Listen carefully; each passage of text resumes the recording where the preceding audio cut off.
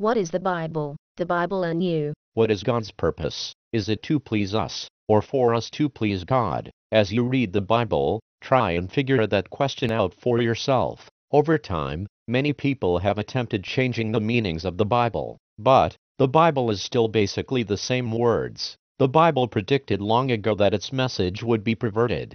God's purpose is for us to please Him. This is one of the key questions to keep in mind as you study the Bible, for the time will come when they will not endure sound doctrine, but after their own lusts shall they heap to themselves teachers, having itching ears, and they shall turn away their ears from the truth, and shall be turned unto fables. 2 Timothy 4, 3-4. Beloved, believe not every spirit, but try the spirits whether they are of God, because many false prophets are gone out into the world. 1 John 4, 1. Also of your own selves shall men arise, speaking perverse things, to draw away disciples after them. Acts 20:30, and their word will lead as the canker. 2 Timothy 2:17. All nations deceived. Revelation 18:23. Time is running out. The above verses, quoted from the Bible, the Word of God, stand as a warning to all people that the majority of the religious world claiming to be Christian would depart from the truth of God.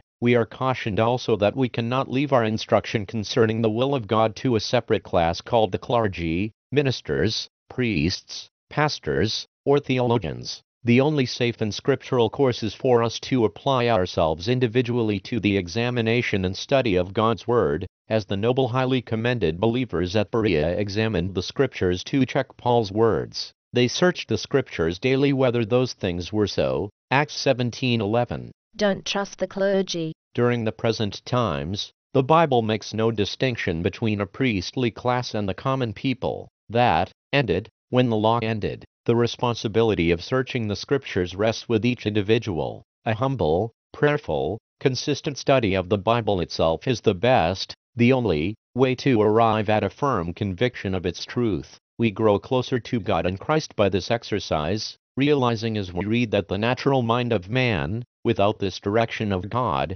is lawless and unruly. Prayer is important for study. In studying the Bible, we should always seek the assistance of God in prayer. It is important that we understand that it is God who gives us wisdom in these things and can open our minds to see the beauties of His Word. If we seek it humbly, we will realize that the final purpose of all things is to fill the earth with the glory of God, and that we are the very highly privileged means He is using to accomplish that purpose. If we work with Him, and submit completely to Him, except the Lord build the house, they labor in vain that build it. Psalm 127, 1. But Paul assures us that our labor is not in vain in the Lord.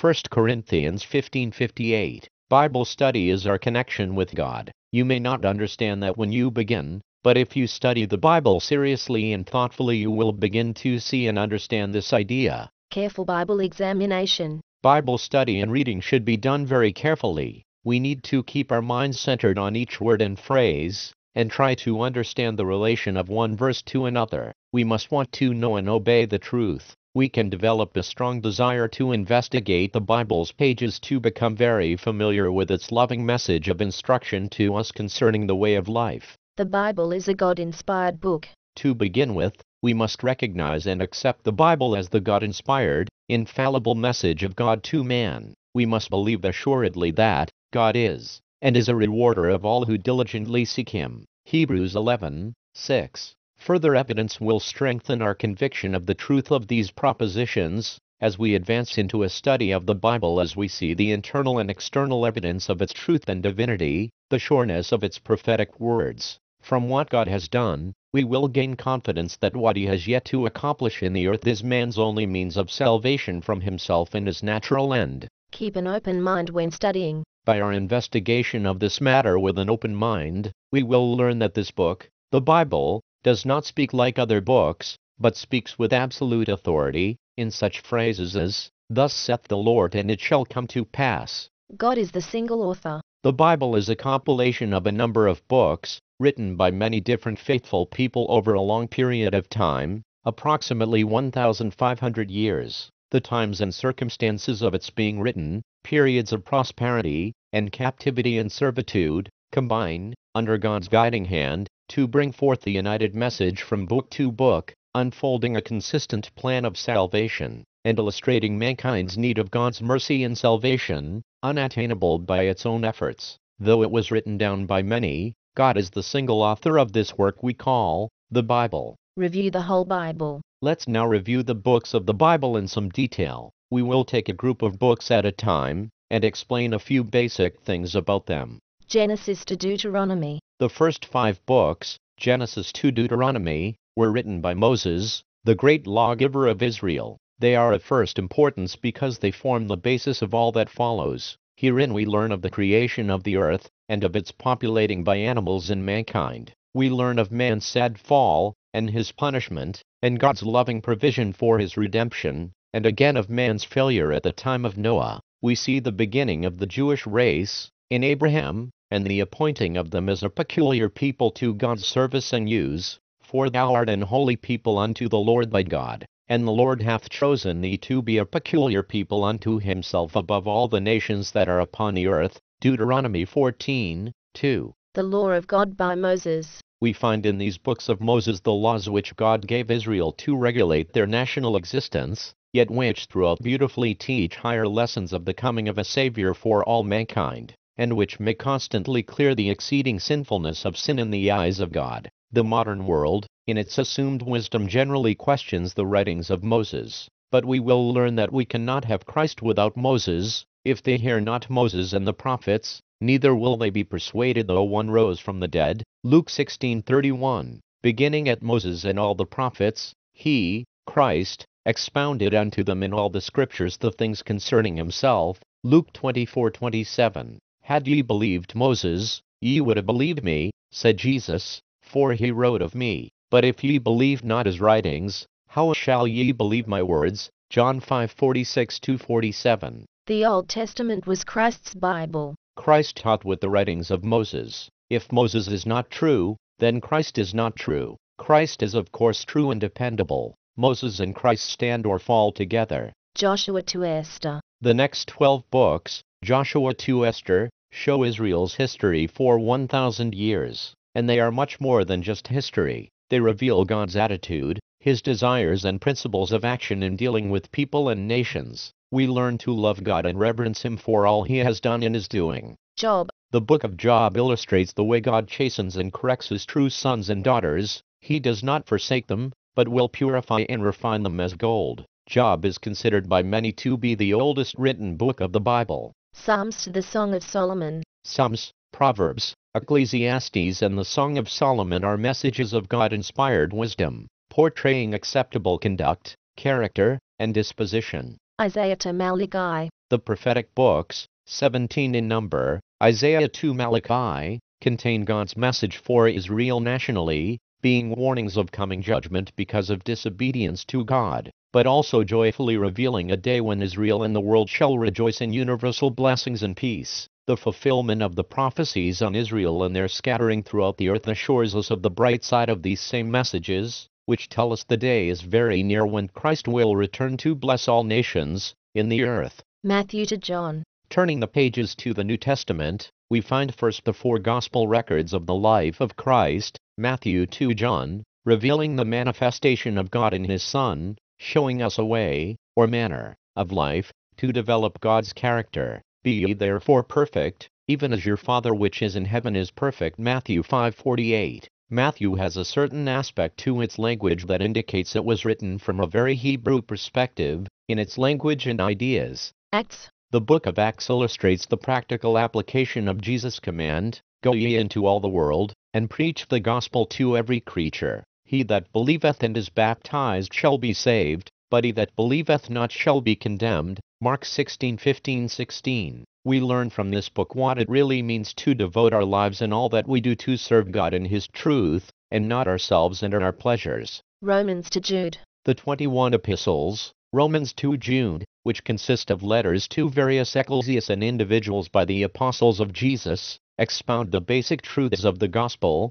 God's purpose with mankind, and show us the way to a godly life, instructing and directing us in daily activities and associations in relation to each other and to God. Revelation. The final book, the Revelation of Jesus Christ, gives a panoramic view of nearly 2,000 years of world history, From the days of the apostles to the establishing of God's kingdom on the earth, it is shown in signs and symbols, whose meaning and application is learned from other parts of the Bible, and is designed to instruct God's servants concerning world events, so they may discern the signs of the times. The Bible shows a consistent message. The Bible is nothing less than a literary miracle. Although it is composed of 66 books, written over a period of many centuries, by different authors from kings to shepherds, it speaks one theme throughout, unfolding over the ages the eternal purpose of God. Its very character and unity show it to be not possibly of human origin, and confirm the truth that all Scripture is given by the inspiration of God.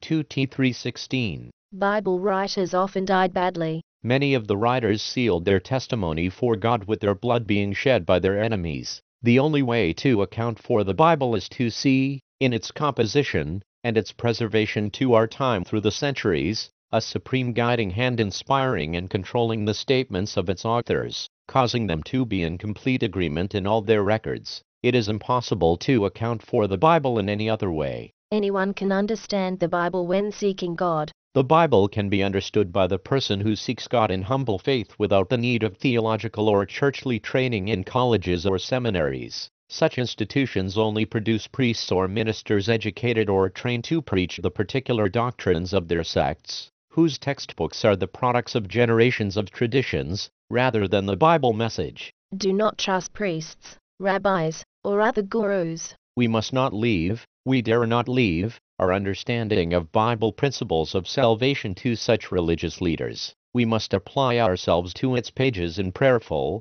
humble petition to God to open our understanding. Personal investigation in this manner will open our minds to the beauties of God's Word and purpose. Read the Bible every day. Read the Bible daily and thoughtfully. Use the course of daily Bible reading suggested in the booklet, The Bible Companion. Stick to it faithfully, and you will read the Old Testament once each year, and the New Testament twice yearly. The Bible Companion Plan can be found at web URL http://readingsbereans.org. The Way of Life. If there is a book containing the revealed will of God and the plan of eternal blessing for man, it is the Bible. It has no rivals. If it does not reveal a way of life, there is none. Become wiser. The Bible makes all who sincerely study it better, happier, and wiser. God calls people out of the world to be part of His family. With each bit of knowledge you gain from the Bible, you gain more responsibility to God. The offer He makes to people is great. It requires a response from the person who learns from Him.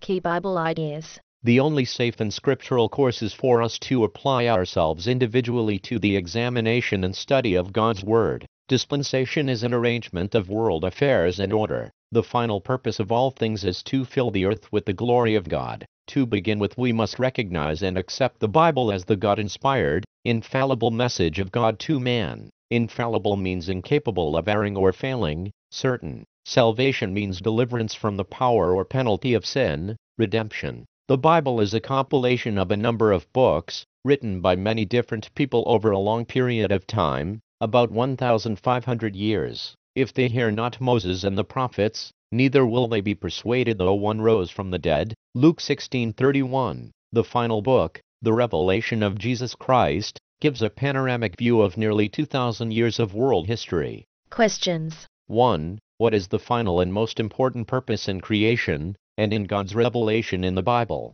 2. What frame of mind should we be in as we approach a study of the Bible? 3. What is our duty once we come to a knowledge of God's purpose? 4. In what way is the Bible different from books of the world? 5. By whom were the first 5 books written? 6. State 3 things we learned from these first 5 books of the Bible. 7. What New Testament evidence do we have for believing the words of Moses? 8. What do the books of Joshua to Esther illustrate? 9. What is the theme of the prophetic books? 10. Of what do the gospel records speak? 11. What is shown in the book of Revelation? 12. What do we learn concerning the Bible from the fact that it was written over many years by different writers, yet telling a consistent and unchanging purpose? 13. Why can we not leave our religious instruction to church ministers or priests? Send in your questions to help@bereans.org. Please copy and paste the questions into an email, put in your answers and send it in to help@bereans.org.